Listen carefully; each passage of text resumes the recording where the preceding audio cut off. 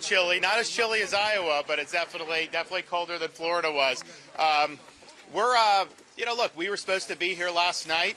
We were supposed to have a debate on WMUR. This has always been a tradition that you debate in New Hampshire prior to the first in the nation primary, and that didn't happen because I'm the only one that's willing to do it. I think we've gone and taken more questions from voters already this week than the other two will do all the way through the primary. We're going to do 2 more town halls tonight.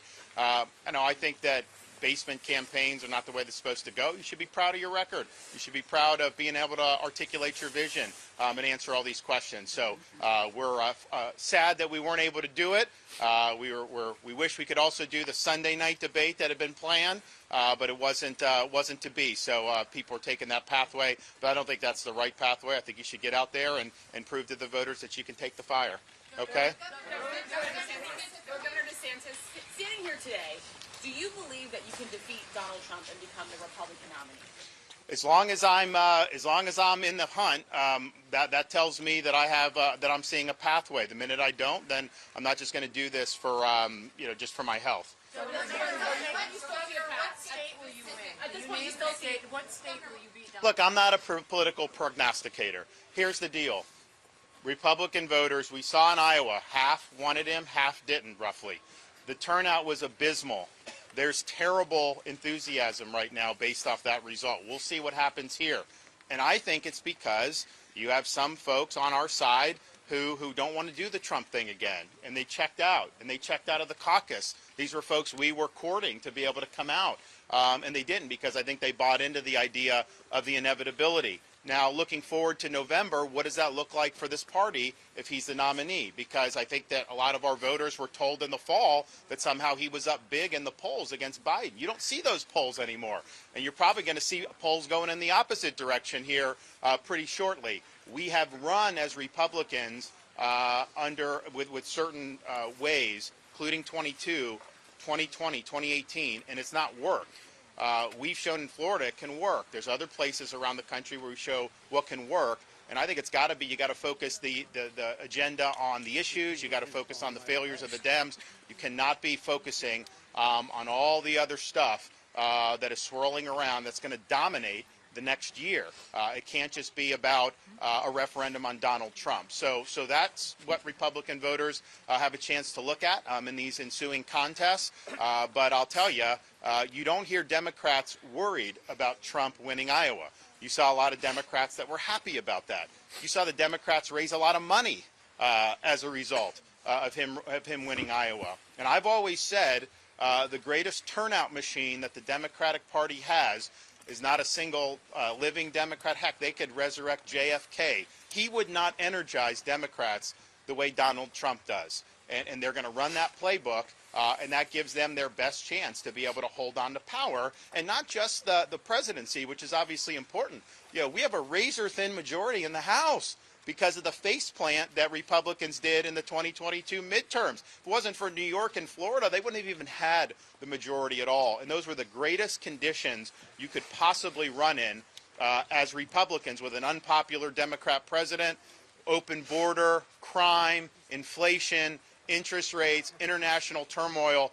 It's like any Republican with a pulse should have been able to win, and yet we didn't, because I think that they have a way of framing this that benefits them. So that's just the choice I think that people have to make. If I thought that there was a great pathway without me running, then I wouldn't have done it to begin with. But I understand where the stakes are, and I understand what our opportunities are. What are your strongest memories of the Trump administration? What do you remember about what he did and what he did that you liked and what he did that you didn't like? Yeah, I mean, look, I think that, I was somebody who, when Trump first came in, remember, I mean, some of you may have covered this, a lot of the establishment of the party did not want him. Like, they bought into the collusion hoax.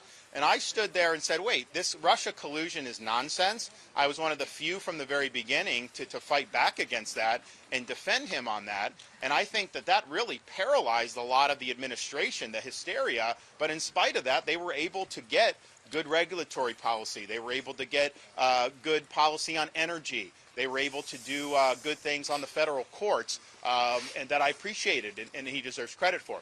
clearly his last year in office, we had major differences. I mean, his administration was fighting me in Florida when we were opening up businesses and schools and rejecting mandates. They were sending me nasty grams as late as January of 2021, saying that you needed to close businesses and impose mask mandates. That's outrageous. That was wrong. So March of 2020, we disagree how that was handled.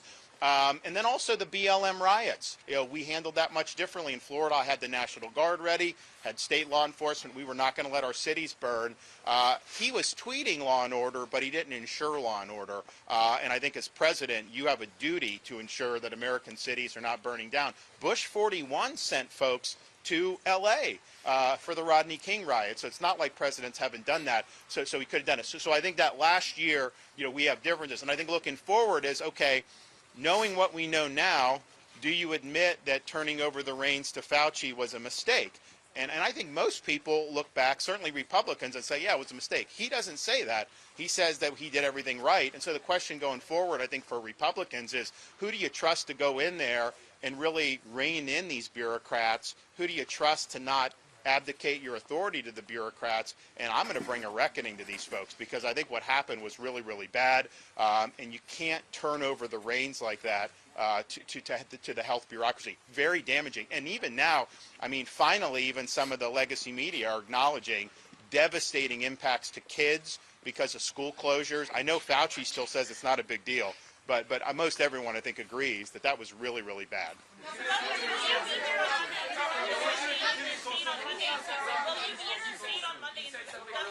You said something really interesting about Iowa. You said it sounded like you saw the result as a sign of weakness for Donald Trump. Can you explain? You saw Iowa as exposing his weakness? So it's a warning sign for the party in November, because the turnout was so abysmally low.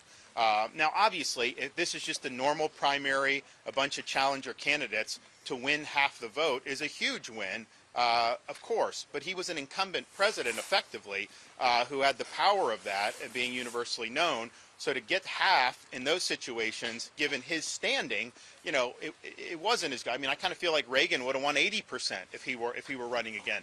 But I think the overall danger sign is the low number of people that turned out. Yes, it was cold. Yes, the conditions weren't great. We anticipated a decline in turnout from 186,000 in 2016, although 2 months ago people were saying it may be 200,000. There's a lot more Republicans in Iowa today than there was then. And so to have 110,000, and don't forget, 7,000 were the Democrats that registered as Republicans to vote for Haley. And then you had 20,000 independents who registered as Republicans. So the number of Republicans that actually showed up was about 85,000 Republicans. And you think about it, I think Iowa has probably 850,000 Republicans.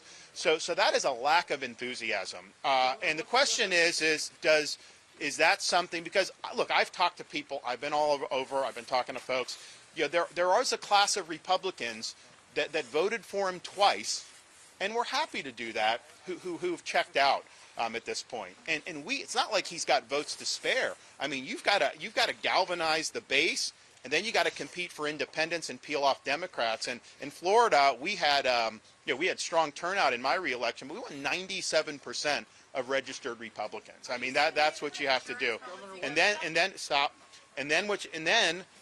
you win the independents. So I just think in terms of enthusiasm, because we were monitoring this. I mean, we had built a turnout model. We had gone and looked, and there was a certain class of voters that I think were just like, all right, the party's doing this again, and they just kind of dropped out of the caucuses. And so it's not that it was a weak result to win the caucus. It's a question of what does that portend for November and how the Republican base is going to be energized or not energized. We know the Democrats probably wouldn't be energized with Biden in the absence of a Trump nomination. I think that they would have trouble with turnout. But I think we also know that if Trump's the candidate, I think you're going to see big-time uptick in Democrat enthusiasm, and I think it's going to give them an advantage. All right, guys, I'm going to check out. Thanks.